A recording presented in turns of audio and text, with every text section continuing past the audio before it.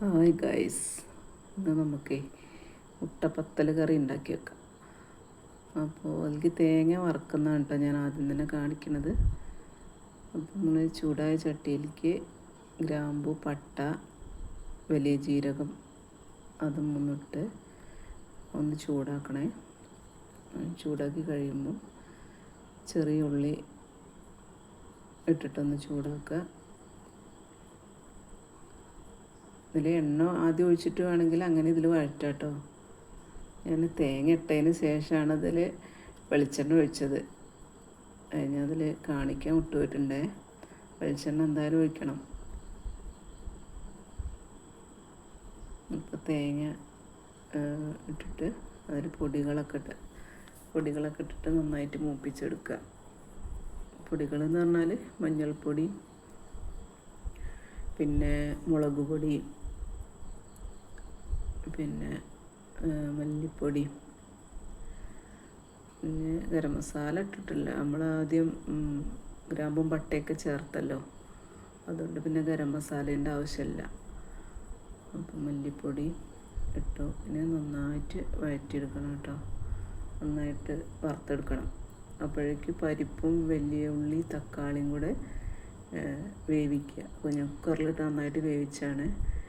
പിന്നെ നമുക്ക് മുട്ടയും വെല്ലുള്ളിയും കുരുമുളക് പൊടിയും കുറച്ച് ഉപ്പും കൂടെ ചേർത്തിട്ട് നന്നായിട്ട് അതൊരു മുട്ട അപ്പാക്കിയിട്ടെടുക്കുക.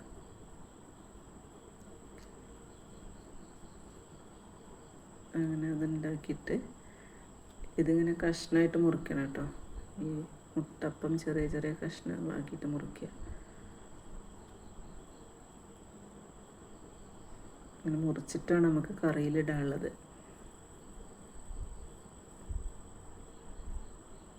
ഇപ്പോഴേക്കും നമ്മൾ ഉള്ളിയും തക്കാളിയും പരിപ്പൊക്കെ നന്നായിട്ട് വെന്തിട്ടുണ്ട് കേട്ടോ. അപ്പോൾ തേങ്ങ നല്ലവണ്ണം അരച്ചിട്ട്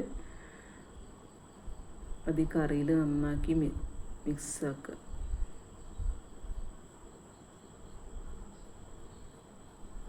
ഉപ്പ് ചേർക്കുക, ആവശ്യത്തിന് ഉപ്പ് ചേർക്കുക, നന്നായിട്ട് മിക്സ് ചെയ്യുക.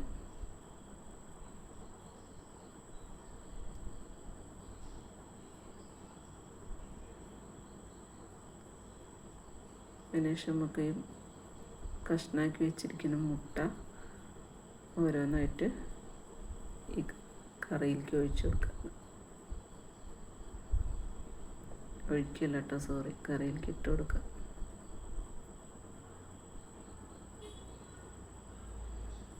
മല്ലിയില ഇടാം. മല്ലിയില എൻ്റെ അടുത്ത് ഇല്ലായിരുന്നു കേട്ടോ, ഞാൻ ഒരു കഷ്ണം ഉണ്ടായിരുന്നുള്ളൂ, അത് എനിക്കിട്ടാണ്. മല്ലിയില കൂടുതലിട്ടാൽ നല്ല ടേസ്റ്റ് ഉണ്ടായിരിക്കും. പിന്നെ ചോറിൻ്റെ കൂടെ, ചപ്പാത്തീൻ്റെ കൂടെ, എന്തിൻ്റെ കൂടെ വേണമെങ്കിലും കഴിക്കുക. അങ്ങനത്തെ ഒരു കറിയാണ്. എന്താ വെച്ചാൽ തേങ്ങയൊക്കെ വറുത്തരച്ച കറിയല്ലേ, അപ്പോൾ നല്ല ടേസ്റ്റ് ആയിരിക്കും. എന്തായാലും നല്ല സൂപ്പർ കറിയാണ് കേട്ടോ. ഒന്നുണ്ടാക്കി നോക്കൂ എല്ലാവരും.